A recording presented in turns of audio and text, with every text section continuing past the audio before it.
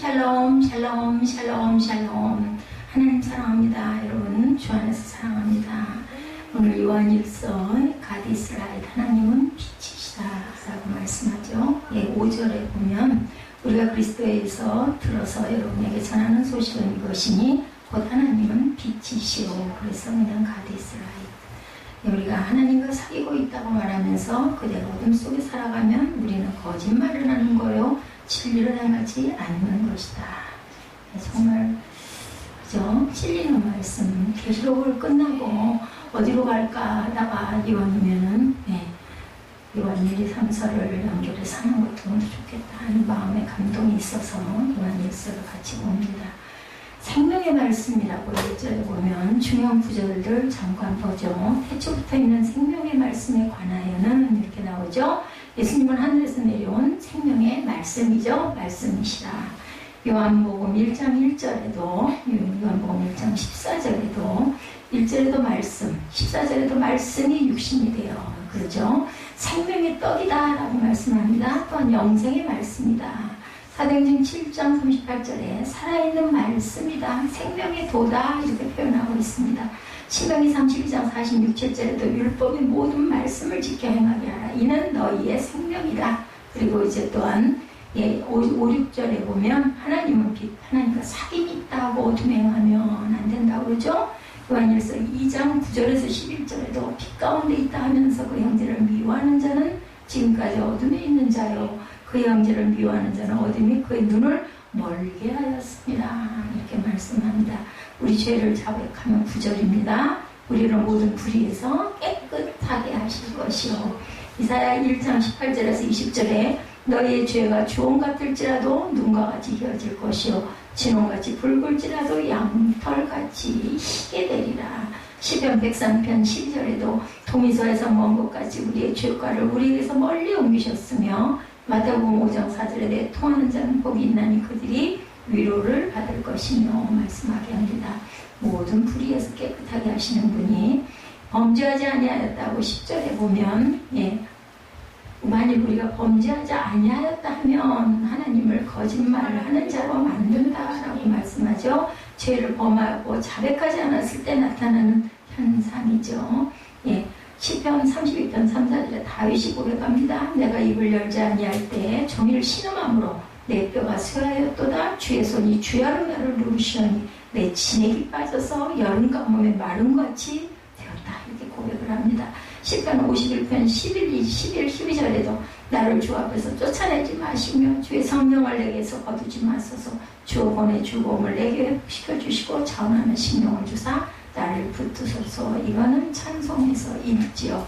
나를 주 앞에서 쫓아내지 마시며 주의 성령을 내게 거두지 마소서. 주의 구원의 즐거움을 내게 회복시켜 주시고 자원하는 심령을 주사 나를 붙드소서. 이렇게 증거하고 고백하고 있습니다. 요한 1, 2, 3서는 사도 요한이 지금 받은 말씀을 그대로 기록한 거죠. 요한은 영원한 생명이요 말씀이신 그리스도의 복음을 증거합니다. 그리스도의 복음은 사도들의 체험적인 신앙을 근거로 하여서 증거가 되었는데 이는 죄인으로 하나님과 교제를 할 수 있도록 하기 위함이다. 이렇게 말씀하죠. 영원한 생명이신 하나님과의 교제는 인간의 구원을 의미하는 것입니다. 생명의 말씀, 태초부터 계셨던 말씀이라고 그러지 1절에서 4절에 보면 사도 요한은 요한일서 1장 초두의 예수 그리스도가 생명의 말씀으로 영원부터 계셨음을 강하게 증거합니다. 태초부터 1절에 생명의 말씀의 광야는 우리가 들은 바요, 눈으로 본 바요, 자세히 보고 우리의 손으로 만진 바라. 이 생명이 나타내신 바 된지라 이 영원한 생명을 우리가 보았고 증언하여 너희에게 전하노니 이는 아버지와 함께 계시다 우리에게 나타나신 바 된 이시니라. 예수님이죠. 우리가 보고 들은 바를 너희에게도 전하면 너희로 우리와 사귐이 있게 하려 하니 우리의 사귐은 아버지와 그의 아들 예수 그리스도와 더불어 누립니다. 우리가 이것을 쓰면 우리의 기쁨이 충만하게 하려 합니다. 우리 기쁨이 충만하게 하려고 이걸 썼다. 하던 말은 굉장히 아름답지 않아요? 요한 1, 2, 3서는요. 부부절절이 참 아름다운 표현들이 너무나 많습니다. 제가 굉장히 좋아합니다. 말씀은 하나님을 구체적으로 계시하신 예수 그리스도의 인격 자체를 가리키죠. 예수 그리스도 생명의 말씀으로 영원부터 계셨음을 증거하는 내용이죠. 2절에도 보면 예수 그리스도는 하나님 아버지와 영원부터 함께 계셨던 분으로 영원한 존재다 이렇게 증거합니다. 그리스도는 세상 만물이 창조되기 이전부터 계셔서 세상의 창조에 모두 관여하시고 그리스도 없이 창조된 피조물은 하나도 없다. 요한복음 1장 3절에도 그렇게 증거하고 있습니다. 또한 그리스도는 창세 전부터 예정하신 하나님의 구속 계획에 따라서 창조주이시기도 하고 부속, 우리를 죄에서 속해주신 구속주이시기도 하다. 예수 그리스도는 창조주 그리고 구속주, 태초부터 영원하신 하나님. 이사야 41장 4절에도 이 일을 누가 행하였느냐, 누가 이루었느냐, 누가 처음부터 만대를 불러내었느냐, 나 야훼라. 처음에도 나요, 나중에 있을 자에게도 내가 곧 그니라. I am who I am 이렇게 증거하죠. 창조의 근원이신 그리스도, 요한복음 1장 2, 3절에 그가 태초에 하나님과 함께 계셨고 만물이 그로 말미암아 지은 것 되었으니 지은 것이 하나도 그가 없이는 된 것이 없느니라 이렇게 증거합니다. 세상에 나타나시는 말씀이다. 2절이죠. 영원한 존재이시며 창조주신 하나님의 아들 그리스도가 피조물의 육신을 입고 오신 것은 상상할 수 없는 하나님의 그 아래 그냥 비천하게 나를 비하시킨 부분, 하나님을 비하시켰고 피조물에 대한 사랑의 실천이었다. 사람이 돼서 오셨어요. 하나님이, 그죠? 예수 그리스도는 성육신을 통하여 보이지 않는 하나님을 인간들에게 보다 구체적으로 분명하게 계시하였고 십자가의 죽으심과 부활을 통해서 인류를 향한 하나님의 사랑과 은혜와 영광을 보여주십니다. 이 모든 그리스도의 사역은 하나님의 생명의 말씀으로서의 역할을 중보적 차원에서 감당하신 건데, 영원한 생명의 말씀이신 예수 그리스도는 세상에 나타나신 바 되어 사람들에게 직접 하나님의 말씀을 전파하시고 하나님의 능력을 보이셨습니다. 그 말씀이 바로 3절이죠. 우리가 보고 들은 바를 너희에게 전함은 너희로 우리와 사귐이 있게 하려 함이니 우리의 사귐은 아버지와 그의 아들 예수 그리스도와 더불어 누리게 하려, 같이 누리게 하려고 주께서 성육신을 하신 사건, 요한복음 1장 14절이죠. 말씀이 육신이 되어 우리 가운데 거하시네. 우리가 그의 영광을 보니 아버지의 독생자의 영광이요 은혜와 진리가 충만하더라. 그래서 그 은혜와 진리 교회 조용모 목사님 교회는 저는 그 교회 이름 은혜와 진리 교회, 이것을 볼 때 이 말씀이 생각이 났어요. 은혜와 진리 충만하더라. 여기서 은혜를 많이 받으셨나 보다. 말세에 나타나 보이셨다고 그러죠. 베드로전서 1장 20절에 보면 그는 창세 전부터 미리 알림 받으시니나 이 말세에 너희를 위하여 나타내신 바 되었다. 듣고 보고 손으로 만진 바라고 말씀하죠. 1절에 사도 요한은 생명의 말씀이신 그리스도를 주목합니다. 또한 요한은 그리스도를 손으로 만져보았다고 증거하고 있는데, 이는 예수 그리스도의 성육신과 육체적 부활을 증거하는 내용입니다. 초대교회에서는 영지주의 이단들이 발음하여서 예수 그리스도의 육신으로 세상에 오심을 부정했어요. 몸은 아니다, 영으로 우리에게 보여졌다 이렇게 얘기합니다. 실제 몸을 입고 오진 않았다. 예수 그리스도의 육체적 부활을 부인하는 자들이 있었죠. 부활했다는 걸. 그래서 사도 요한은 자신들이 예수 그리스도 손으로 직접 만져보았음을 밝힘으로 복음의 진정성을 증거합니다. 그죠? 도마에게도 내 손의 못자국과 내 옆구리의 창자국을 만져봐라고 직접 손으로 붙들어다가 주시고, 또한 뭐 먹을 게 없느냐, 그리고 생선을 한 토막 달라고 그래서 직접 드셨죠. 육신을 입으셨으니까 직접 그게 기록이 되어 있습니다. 만진받은 그리스도, 마태복음 28장 9절입니다. 예수께서 그들을 만나 이르시되 평안하냐 하시거늘 여자들이 나아가 그 발을 붙잡고 경배하니 만져봤습니다. 마태복음 28장 10절에도 이에 예수께서 이르시되 무서워하지 말라, 가서 내 형제들에게 갈릴리로 가라 하라, 거기서 나를 보리라 하시니라. 여기서도 보았고 만진 바 되었다라는 증거이죠. 친히 만져주신 그리스도가 누가복음 4장 40절에 해질 무렵에 사람들이 온갖 병자들을 데리고 나오매 예수께서 일일이 그 위에 손을 얹으시고 고치시니 이렇게 증거합니다. 복음 안에서의 교제가 일어나죠. 참된 사귐을 위한 복음 증거 3절입니다. 우리가 보고 들은 바를 너에게 전하면 너희로 우리의 사귐이 있게 하려니 그렇게 얘기하죠. 근데 또 7절에도 보면 그가 빛 가운데 계신 것 같이 우리도 빛 가운데로 행하면 우리가 서로 뭐가 있고 사귐이 있고 그 아들 예수의 피가 우리를 모든 죄에서 깨끗하게 하신다. 피 가운데 주님을 따라가면 똑같이 행하면 우리를 깨끗하게 하신다.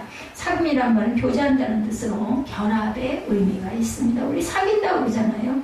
아주 예전에는 없었던 그런 단어가 하나 파생이 됐죠. 사귄다라는 뜻, 그것이 우리가 그냥 사귄다면 사귀는 건데 남녀가 이제 친구가 아니라 이성으로 사귄다 하면 뭐 데이트하고 같이 뭐 하고 싶은 거를 다 하는 그런 커플을 얘기할 때 사귄다라고 얘기하죠. 복음을 증거하는 목적은 복음을 듣는 자가 믿음을 가짐으로 예수 그리스도 안에서 믿음으로 하나 되어서 영적 교제를 나누기 위함이다. 이게 사귀는 거예요. 영적 교제. 이와 같이 복음 전하는 자와 복음을 들어 믿게 되는 자는 서로 복음 안에서 영적 교제, 사귀는 거예요. 복음을 전하는 자와 전함을 받은 자와의 사귐은 이 세상에 어떤 교제와도 비교할 수 없는 독특한 교제다. 우리가 영이 우리에게 그 영적으로 충만한 은혜를 받으면 막 어때요? 기뻐 뛰고 울고 그저 막 춤추고 그러잖아요.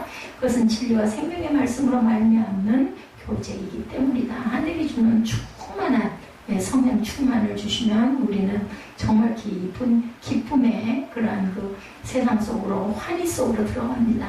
그리스도와의 교제, 고린도전서 1장 9절에 너희를 불러 그의 아들 예수 그리스도 우리 주와 더불어 교제하게 하시는 하나님은 미쁘시도다. 또한 유익한 성도의 교제, 빌레몬 1장 6절에 이로써 내 믿음의 교제가 우리 가운데 있는 선을 알게 하고 그리스도께 이르도록 역사하느니라. 아들의 신분이 되었죠. 갈라디아서 4장 6절에 너희가 아들이므로 하나님이 그 아들의 영을 우리 마음 가운데 보내사 아빠, 아버지라 부르게 하느니라. 하나님을 아버지라고 부르는 것은 우리가 그냥 사람이 하는 게 아니라 성령께서 우리의 영을 마음 가운데, 우리 마음 가운데 보내주셔서 아빠, 아버지라는 부름을 고백하게 합니다. 그래서 예수님이 베드로에게 그렇게 말하죠. 그것을 알게 하시는 일은 하늘에 계신 내 아버지다. 주는 그리스도시요 살아계신 하나님의 아들이십니다. 이렇게 고백을 했을 때 그렇게 예수님이 좋아하셨죠. 빛이신 하나님과의 교제 5절이죠. 보면 우리가 그에 대해서 듣고 너에게 전하는 소식은 이것이니 곧 하나님의 빛이시라. 그에는 조금도 어둠이 없으시다는 것입니다. 라고 말씀합니다. 빛 대신 하나님이 교제하는 것은 곧 빛 가운데로 행하는 것을 의미합니다. 빛과 어둠이 함께 할 수 없듯이 거룩하신 하나님과 부정한 인간이 함께 할 수가 없습니다. 그러므로 그리스도 안에서 죄 씻음을 받은 성도는 하나님의 거룩하심을 쫓아 빛 가운데로 행해야 된다. 뭐를 쫓아? 하나님의 거룩하심을 쫓아. 그래서 내가 거룩하니 너희도 거룩하라 말씀하죠. 그리고 의로운 자는 하나도 없는데 칭해 주십니다. 너는 내 아들이다. 너는 거룩하다. 이렇게 칭해 주셔서 우리가 의를 행하고 갈 수가 있는 거죠. 성결을 전제로 하는 하나님과의 교제는 구원받은 자의 징표입니다.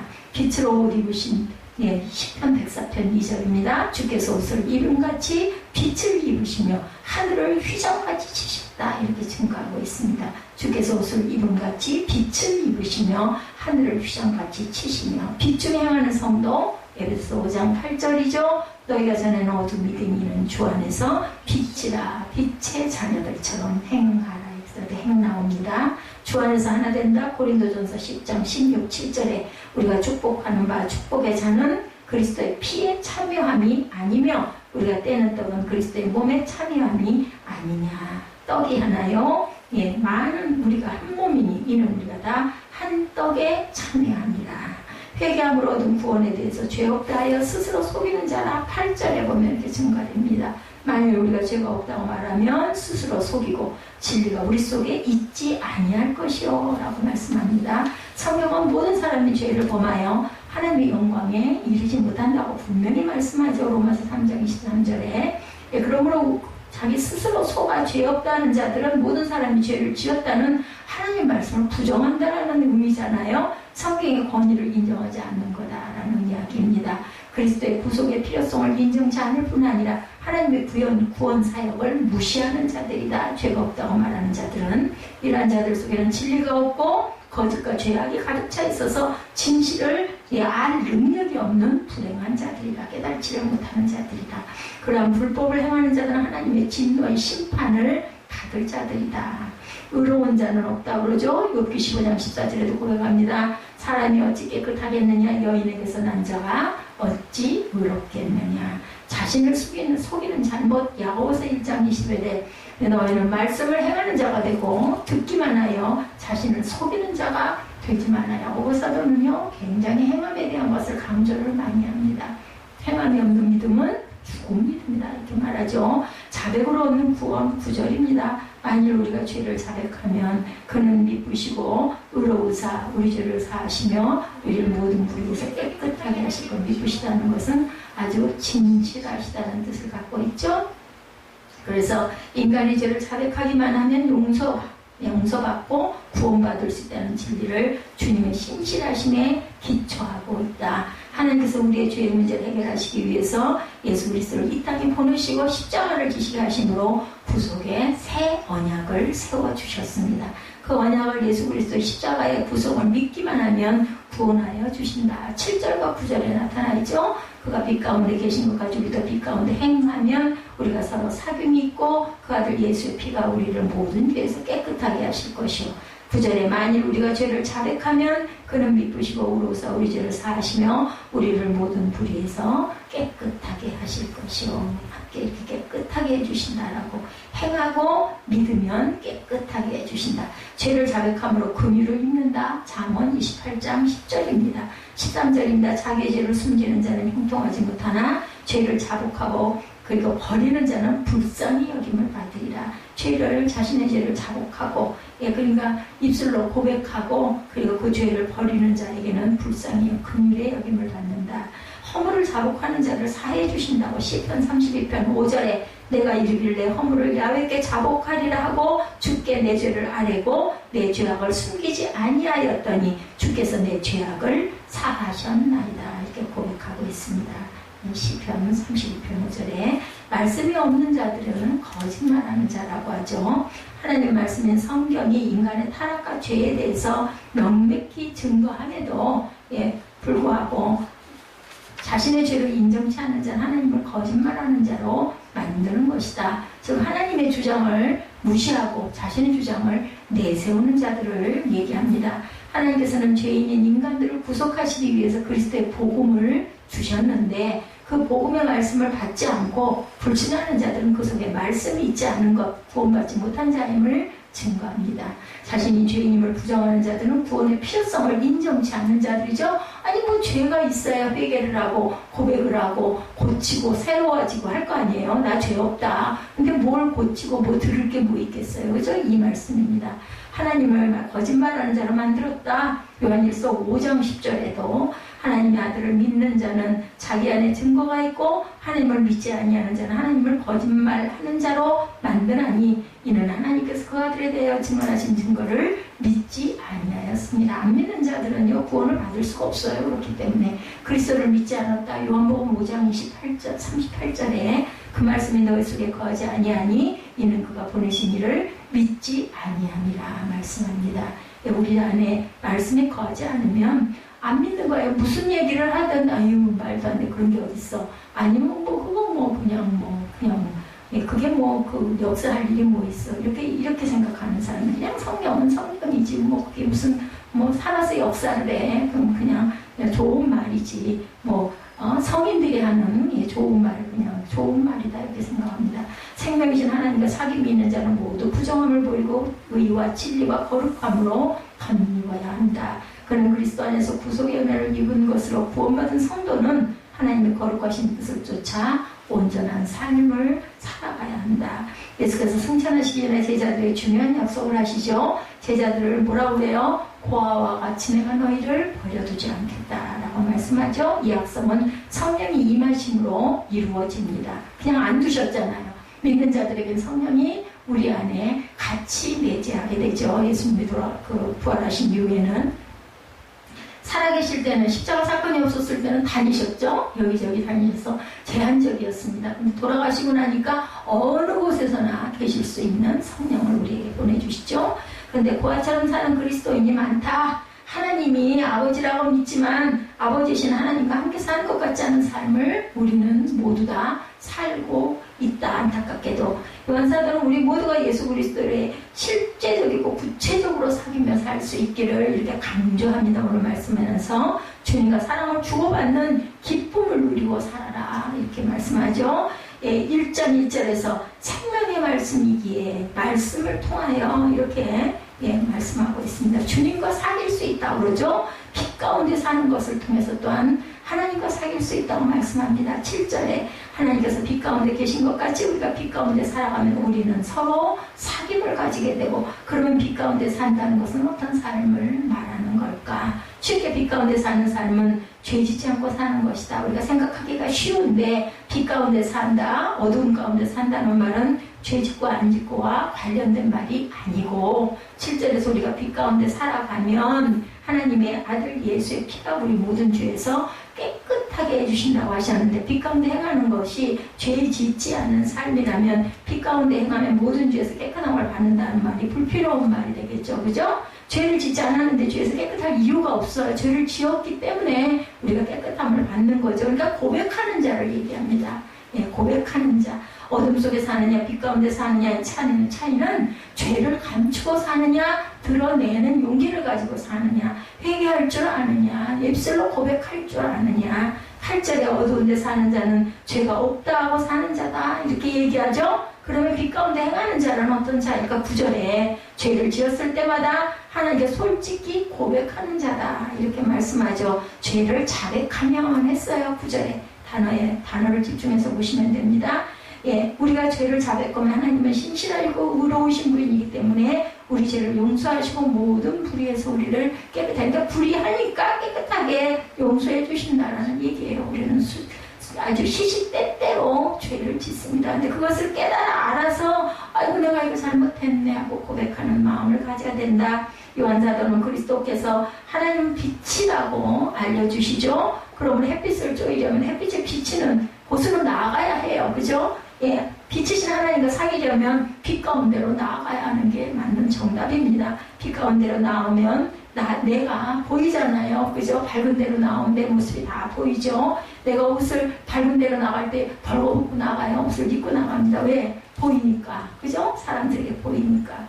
그래서 하나님과의 관계가 친밀한 사람은 회개하고 고백하는 사람들이다 나타난다라는 것은, 자신의 죄를 고백하지 않는 사람은 영적으로 빛이 비치지 않는 어디에 어둠 가운데 갇혀있는 사람을 얘기합니다. 예수님은 이것을 누가복음 18장 10절에서 14절에 바리새인과 세리의 기도를 통해서 보여주십니다. 바리새인은 뭐라 그래요? 하나님이여, 나는 다른 사람들 토색, 불의, 간음을 하는 자들과 같지 아니하고 이 세리와도 같지 아니하나이다. 그것이 감사하나이다 하죠. 일에 2번씩 금식하고 소득의 11조를 드립니다 하고 당당하게 기도했습니다. 그러나 세리는 눈을 들어 하늘을 우러러보지도 못하고 다만 가슴을 치며 기도하죠. 불쌍히 여기시옵소서, 나는 죄인이로소이다 이렇게 고백합니다. 바리새인과 세리 중에 누가 더 의인일까? 세상 기준으로 보면 분명히 바리새인이 더 의인입니다. 우리 세상이 지금 그렇게 돌아가고 있지 않아요? 힘 있는 자들이 최고죠. 그죠? 죄 없는 척합니다. 이런 사람이 바로 바리새인들이다. 그러나 세리는 나는 죄인이라는 것밖에 고백할 것이 없다. 나는 정말 부족하다. 나는 정말 더럽다. 이렇게 외치는 자들. 그러므로 누가 빛 가운데 살고 누가 어두운 가운데 사는 것일까? 죄를 많이 지었느냐 적게 지었느냐보다 중요한 것은 자신의 죄를 솔직하게 인정하고 고백하느냐 아니냐. 누가 제가 그렇게 했습니다. 바와처럼 이렇게 했다가는 이거는 바리새인이라는 얘기입니다. 제가 스스로가 부족해서 저 자신이 문제입니다. 그러니까 한참 천주교에서 그게 유행했죠. 내 탓이로소이다, 내 탓이로소이다 그러면서 자신을 가슴을 치면서 기도했다고 합니다. 우리가 조심해야 할 것은 나는 죄인입니다라고 고백한다고 다 빛 가운데로 사는 자가 아니고, 그것을 진정한 고백인지 아닌지 그것이 문제다. 입술로만 고백해서는 소용이 없고, 아까도 얘기하죠. 행하고 나아가면 중요한 것은 바로 그겁니다. 내가 죄인이라고 받아들이는 것이 진정한 고백이 아닐 수도 있다라는 거죠. 남을 정죄하는 것을 보면 알 수가 있는데, 남을 정죄하는 것이야말로 나는 죄가 없다는 전형적인 태도다. 그죠? 아이고 내가 옛날에 그랬으니 누가 그러면 내가 그걸 이해하긴 하는데 빨리 은혜 받아가고 고쳤으면 좋겠어, 이런 마음들이 됩니다. 누가복음 15장에 탕자 이야기 여러분 잘 아시죠? 아버지가 집을 나가 재산을 탕진한 채 거지가 되어 돌아온 둘째 아들을 위해서 삭진 송아지를 잡고 잔치를 열죠. 그러나 아버지 말잘 듣고 집을 지켰던 맏아들은 화를 냅니다. 내가 여러 해 아버지를 섬겨 명을 어김이 없거늘 내게는 염소새끼도 주지 않으면서 저 못된 저 녀석 돌아왔다고 살찐 송아지를 어떻게 잡으셨나이까? 이렇게 얘기하지 않습니까? 맏아들은 동생을 무섭게 정죄하고 있습니다. 옳은 얘기예요. 틀린 말은 아니에요. 우리가 그 인간적으로 바라보면 이것이 나는 죄가 없다는 전형적인 태도, 이런 마음을 가진 자는 아버지와 진정한 사귐을 갖지 못한다라는 것. 그렇다면 저와 여러분은 어둠 가운데 있는 자일까? 빛 가운데 행하는 자일까? 이 말은 죄를 지었느냐 안 지었느냐는 말이 아니라고 그러죠. 감추고 사느냐 드러내고 사느냐의 관점의 차이다. 어려서부터 숨기고 감추고 누르고 사는 사람들, 그것은 잘 사는 게 아니에요. 그죠? 여러분도 교회에 오면서 얼마나 우리가 거울을 많이 들여다보나, 우리가 어디를 나가면서 출근을 하면서 얼마나 우리가 용모가 단정한가를 얼마나 살피고 움직이는가. 하느님과 친밀한 삶을 살려면 내 자신이 만천에 공개된 사람, 어디에 보여줘도 떳떳한 마음을 가지고 하나님께 항상 자백하는 사람, 진정 예수를 믿는 자유함과 기쁨을 경험하고 누리는 사람은 절대로 갇힌 두려움 속에서 벌벌 떨지 않는다. 그런 거죠. 하나님을 마음에 모시고 사는데 감추고 숨기고 할 것이 없어요. 왜냐하면 감추고 숨긴다고 감춰져요, 숨겨져요, 다 아시잖아요. 하나님은 아시지. 이 소리가 왜 나옵니까? 알고 계시니까. 오죽이 나오면 아니 사람들은 안 믿으니까 얘기를 해봐야 그게 이러니까 오죽이나 답답하면 가슴을 치면서 나는 죄인이로소이다, 나는 죄인이로소이다, 이 소리들을 하는 것처럼 하나님은 아시리. 호남대와 하나님께서는 나를 아신다. 큰 기쁨으로 사절에 우리가 이 글을 쓰는 것은 우리 서로의 기쁨이 차고 넘치게 하게 하려는 것이다. 왜냐하면 죄가 사함을 받고 허물이 씻음을 받았기 때문에 기쁨이 넘치는 거죠. 9절에 우리가 죄를 자백하면 하나님은 신실하시고 의로운 분이셔서 우리 죄를 용서하시고 모든 불의에서 우리를 깨끗하게 해주실 것이요 믿습니다. 아멘. 십자가에서 흘리신 주 예수님의 피로 우리는 이미 모든 죄에서 구원받았기 때문에 빛이신 하나님 앞에 담대히 걸어 나올 수가 있다. 만약 또 죄를 지은 것이 있다면 즉시 회개하면 예수님의 피로 깨끗함을. 근데 이게 또 항상 그냥 하나의 습관이 돼서는 또 안 되겠다 하는 생각이 드는데, 그것이 빛 가운데 사는 것, 그리고 축복이 되고 기쁨이 된다. 회개하면서 늘 똑같은 죄를 반복하게 되는데 여전히 회개해야 합니까? 좌절감을 느끼고 회개하는 것도 소용없다고 여길 만큼 우리는 반복해서 죄를 많이 짓습니다. 세수 우리 맨날 하잖아요. 왜 맨날 아침이면 바르고 저녁이면 맨날 닦냐고. 차라리 바르지도 말고 닦지도 말지. 그건 아니죠. 발라야 돼요. 자외선도 차단해야 되고 피부도 보호해야 되고, 이것처럼 우리는 깨끗이 닦을 줄 알아야 된다. 그리고 또 죄 지면 또 해야 되겠죠? 세수하고 샤워하는 다음 느낌이 빛 가운데 사는 자가 누리는 기쁨, 비교할 수가 없습니다. 죄 지는 순간 회개하지 않는 것은 어차피 더러워진다고 세수 안 하고, 그죠? 아이고 또 벗을 걸 옷을 격하게 입을 일이야 더워 죽겠는데, 이런 자 영적인 삶의 문제가 생기죠. 죄를 그때그때마다 자백하는 자는 결국 성령께서 그 죄를 짓지 않게 만들어서는 아침마다 갈등을 해요. 아침마다 밤에 잘 때도 꾀를 부려요. 꾀 부리는 거 스스로 알아요. 그러면서 내일 아침은 좀 쉴까? 이런 마음이 항상 듭니다. 그럼 예배 드리고 나면 그래도 갔다 와야지, 이유한데, 이런 생각을 늘 하죠. 회개의 열매가 맺힐 때까지 우리가 할 수 있는 것은 죄를 자백하는 것뿐입니다. 이것이 빛 가운데 사는 자의 모습이다. 건강함을 받으려면 열심히 운동하고 움직여야 되겠다. 어떤 분은 진정함으로 회개했다면 다시는 죄를 짓지 않아야 한다, 이런 얘기들을 많이 하죠. 다시 죄를 짓지 않게 되는 것이 중요합니다. 그러나 이것은 우리의 능력으로 할 수 있는 문제가 아니죠. 다시 그 죄를 반백하지 않아야 회개했다고 인정한다면 우리는 너무나 절망적입니다. 불가능하기 때문에 우리를 죄 짓지 않게 해주실 분은 하나님 분이시다. 제가 오늘도 그런 얘기를 했어요. 바울은 뭐라 그래요? 어느 곳에 있든지, 그죠? 우리가 고난 가운데 있든 아니든 우리는 항상 마음의 평강을 유지해야 된다라고 얘기를 합니다. 근데 그게 쉽냐는 거죠. 장바닥에 앉아 있어도, 설한 가운데 앉아 있어도 마음이 잔잔한 평강, 얼마나 좋아요. 근데 그게 되냐고요. 절대로 안 되죠. 그 애들 떠드는 소리, 우는 소리, 그 시끄럽다는 얘기를 하다가 이제 그 얘기를 했어요. 아는데 안 돼요, 안 돼요. 아우, 그 우는 애 너무나 싫지 않아요? 걔가 미운 게 아니라 우는 소리가 저는 싫어서 못 견디거든요. 근데 애들은 다 울어요. 그게 우는 애가 건강한 아이라는 거죠. 그러니 정말 부족하죠. 그럼 미워하고 나서 살짝 꼬시고 나서 아이고 하나님 잘못했습니다. 똑같죠. 이런 마음. 하나님께 요구하시는 회개는 믿어지지 않을 정도로 쉽고 간단합니다. 인정하고 고백해라. 간단해요. 제가 따먹으라고 해서 먹었어요. 그러면 벌 받는 거예요. 아유, 제가 유혹에 묶여서 하나님 잘못했습니다. 죽을 죄를 졌습니다. 안 그럴게요. 그리고 진짜로 고백을 하는 거죠. 그래 놓고 또 하죠. 그랬더니 어떻게 하나님 저 어쩔 수 없이 또 먹고 싶어서 먹었는데 잘못했습니다. 그럼 이 녀석도 두 번째니까 너 죽어. 안 그러신다는 거예요. 그래, 이 녀석아, 그거 먹으면 안 돼. 응? 씻어주시는 거죠. 고백한 것을 회개했다. 예, 질문하는 분, 고백한 것 곧 회개했다고 할 수 있느냐. 예, 죄를 인정하고 고백하는데. 자, 고백. 아담이 타락했을 때 아담아 너 어딨니? 하고 부르시잖아요. 근데 숨어 있어. 모를까? 그거 뻔히 알 거라고요. 우리는 뭐라 그럴까요? 우리가 영화를 봐. 그 모습을 봐. 그럼 어때서는 바보. 거기 있다고 안 보이냐?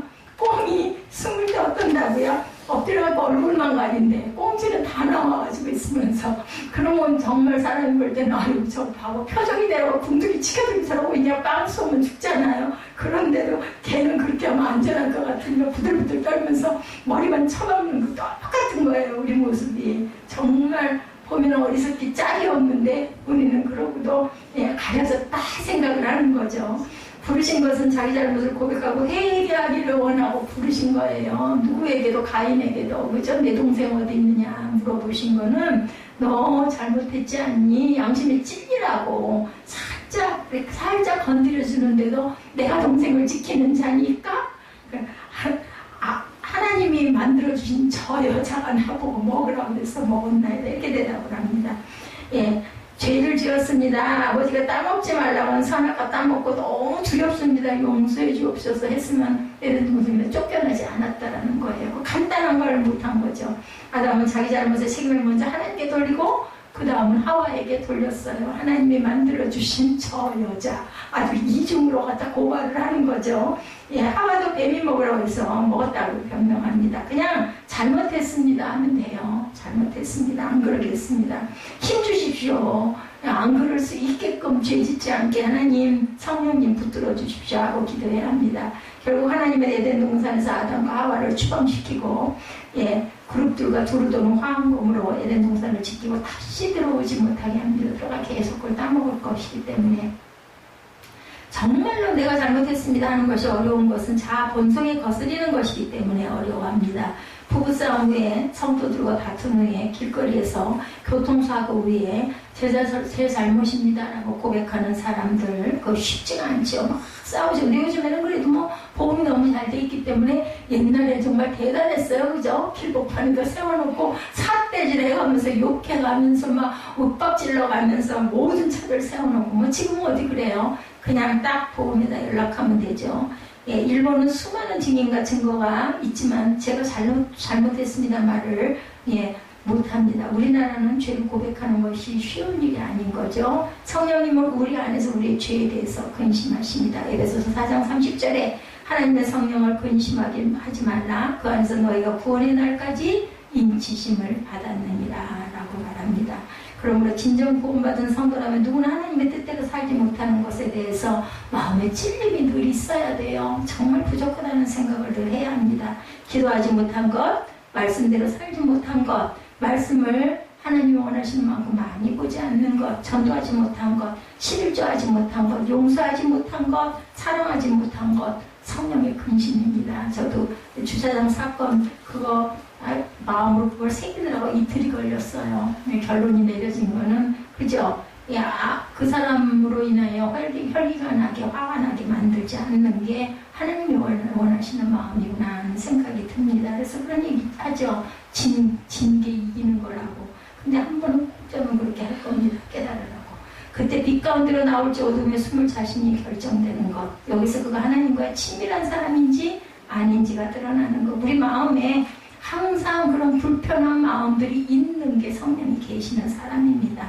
어느 대학교 교수 부인이 목사님과 상담하면서 저는 회개할 자유도 없습니다 하더랍니다. 남편이 가짜 박사학위를 가지고 있었대요. 한참 뒤 그 가짜 학위가 들통이 났어요. 비참할 정도로 무너졌겠죠. 차라리 결단을 그 전에 했었으면 좋았을 건데 사울왕과 다윗왕의 차이가 빛 가운데 나오는 차이였습니다. 하나님께서 사울을 택하셔서 이스라엘 왕으로 삼으시고 아말렉을 쳐서 멸절하실 것을 명하신 적이 있었어요. 그런데 사울왕은 하나님 명령에 순종하지 않았고 욕심 때문에 아각 왕을 사로잡고 기름지고 좋은 짐승들을 끌고 옵니다. 그렇게 하지 말라고 그러는데 다 죽이라고 그랬죠. 그래서 하나님께서 진노하셔요. 하나님께서는 선지자 사무엘을 통해서 사울왕을 꾸짖게 합니다. 사울이 회개하도록 하기 위해서 그렇게 했을 때 사울왕은 회개하지 않고 변명합니다. 2번이나 기회를 주었는데 2번 다 변명하고 심지어는 백성의 탓으로 돌리고 나중에는 또 하나님 탓으로 돌리는 사울왕을 하나님은 결국은 버리십니다. 다윗은 사울보다 더 무서운 죄를 지었어요. 그죠? 자기 부하 아내를 범하죠. 예, 그래서 그리고 나서 또한 부하를 어떻게 했어요? 적진 맨 앞으로 내보내갖고 죽게도 만듭니다. 무서운 책망을 받습니다. 나단 선지자를 통해서. 그때 다윗은 사울과 달리 그 자리에서 즉시 회개하죠. 다윗이 제일 잘했다는 건 즉시 회개한 거였어요. 다윗은 변명하지 않습니다. 공개적으로 자기 잘못을 통해 자복합니다. 그 많은 시편을 지은 거죠. 시편 51편 1절에서 12절, 17절에 다윗의 회개문이 실려 있습니다. 그러자 하나님의 용서를 받습니다. 하나님은 다윗이 회개하지 않았다면 아마 죽이셨을 건데 하나님과의 사귐은 죄와 허물을 감추고 사는 것. 예, 어때요? 예, 이것이 빛 가운데 사는 것. 이것은 축복이고 기쁨입니다. 세계적인 중보기도 사역자들이 독일의 마리아 자매회 독일 그 타이프슈타트에 있는데 그 공동체는 매일 빛 가운데 교제 시간을 갖고 있었다고 그래요. 빛 가운데 교제란 하루 동안 지내면서 서로에게 본인이 깨닫지 못한 그의 모습을 깨닫게 해주는 시간이었다고 합니다. 아름답고 복된 모습도 추하고 악한 모습도 서로 다 말을 합니다. 서로에게 빛이 되어주는 거죠. 그렇게 하는 이유는 혹시 하루 사는 중에 나도 모르게 어떤 잘못을 한 것은 없을까? 그것이 있다면 하나님 앞에 회개하도록 도와주는 거죠. 예, 이렇게 살게 된 이유는 1944년 독일이 대대적인 폭격을 받는 중에 그 타룸슈타트에서 그들의 공동체를 건축을 합니다. 밤마다 무서운 폭격이 있었어요. 그들은 모여서 자신들 안에 죄가 있음을 느꼈다고 그래요. 그들은 회개 기도를 드립니다. 빛 가운데 걷는 운동을 시작을 했다고 합니다. 모이면 서로 자백하고 또 자백하고 오직 주님의 긍휼만 의지했다고 합니다. 그러한 그들에게 놀라운 평안과 확신이 임했다고 합니다. 공동체의 각 건물들의 건축이 진행됩니다. 폭격 중에 가나안 공동체가 세워졌어요. 마리아 자매회 안에 충만한 기쁨을 발견합니다. 참 회개가 일어났기 때문이고 회개를 강조하니 울기만 하고 침을 하고 어두울 줄 알았는데 아니었다고 그래요. 빛 가운데 기쁨이 넘쳤다고 합니다. 빛 가운데 사는 자는 절대로 교만하지 않고 자신을 정확하게 부족한 부분을 증거하고 드러낼 줄 안다. 한경진 목사님, 템플턴 삶 수상하죠. 축하 예배 때 원전하는 죄인입니다 라고 고백했다고 하죠. 나는 일제시대에 심사참배를 했습니다. 이런 죄인을 하나님께서 사랑하시고 축복해 주셔서 한국교회를 위해 일하도록 나에게 이 상을 주셨습니다. 이렇게 인사말을 했다고 합니다. 목요일 새벽기도에 남자 교인들의 특별한 기도 모임을 가진 그 교회에서는 그 모임을 가진 것은 교회를 믿음의 실험실로 만들자는 취지에서 남자 성도들 목요일날 새벽 예배 시간에 만남의 시간을 가졌다고 그래요. 그 이름을 믿음으로 사는 남자들이 이렇게 붙였다고 합니다. 참여 조건은 이제부터 믿음으로 난 살겠습니다 하고 결단하는 사람들이 조건이었다고 그래요. 별의 결단들이 다 있었다고 합니다. 술자리를 피하겠습니다. 먹고 사는 거 근심 걱정 안 하겠습니다. 집에서 화내고 짜증내지 않겠습니다. 자녀들을 위해서 매일 축복기도 해주겠습니다. 정직하고 죄짓지 않겠습니다. 정상적인 상품만 취급하겠습니다. 손해보더라도 거짓말하지 않겠습니다. 작은 법도 꼭 지키겠습니다. 검소하게 살아서 빚을 정리하겠습니다. 수입의 11조를 꼭 드리겠습니다. 그 시간에 11조도 드리겠습니다. 수요예배 금요철야전에 영업을 끝마치겠습니다. 그러나 믿음으로 사는 남자들 기도 모임은 곧 어려움에 부딪혔다고 합니다. 매주 모여보니 믿음으로 살았다고 나눌 곳이 있는 사람은 몇 사람 안 되고 회개할 것만 많았어요. 그러니까 모이는 게 이제 부담스러워지기 시작을 합니다. 지킨 게 별로 없으니까. 운영위원들이 다시 기도했다고 그래요. 그러자 운영위원들이 기도하면서 응답을 받은 거는 믿음으로 살려면 먼저 회개 생활부터 해야 한다. 그래서 믿음으로 사는 남자들 모임이 회개하며 사는 모임이 되었다고 합니다. 한 주일에 한 번 남자 성들이 모여서 자신의 삶을 솔직하게 고백하고 서로를 위하여 기도했다고 그래요. 한 주일에 한 번이라도 공개 회개하는 기회를 가진 사람은 그렇지 않은 사람들은 굉장히 달랐다고 합니다. 차이가. 안산에 있는 광림교회에 부임한 어떤 그 제자반이 마치는 날 기도원에서 수료식을 할 때 장로님 한 분의 회개가 있었다고 해요. 그때 하나님께서 벽을 허무는 축복을 느끼게 해주셨다고 합니다. 회개 모임이 영성일기 나눔밤이 되었다고 합니다. 영성일기는 24시간 주님을 바라보고 행복하게 동행하는 방법이었다고 합니다. 자신의 삶을 기록하고 공개하는 것이 빛 가운데 사는 것, 자신을 다 드러내는 거잖아요. 야고보서 5장 16절에 보면 초대교회의 능력은 회개에서 시작되었음을 우리가 알 수 있습니다. 뭐라고 그래요? 너희 죄를 서로 고하며 병낫기를 위하여 서로 기도하라. 의인의 강구는 역사하는 힘이 많으니라. 마음이 답답할 때 하나님의 빛이라고 하셨는데 하나님 앞에 나아갈 자신이 없을 때, 근데 그런 상태 그냥 머무르면 안 되죠. 여기서 하나님과의 교제하는 자는 영원한 천국에서도 하나님과 교제할 수 있다는 것을 우리가 믿고 용기를 내야 되겠죠. 결단을 해야 되겠죠. 마음에 감추인 죄를 하나님께 조목조목 고백할 줄 아는 용기를 내야 되겠죠. 아니면 고백을 안 해도 하나님이 이미 다 아시잖아요. 고백할 줄 알아야 됩니다. 그리고 십자가를 바라봐야 되겠죠. 예수님께서 당신이 고백한 그 죄를 지시고 십자가에 달리셔서 피 흘려 죽으셨음을 우리가 믿는다면 그죠? 고백 못할 게 없습니다.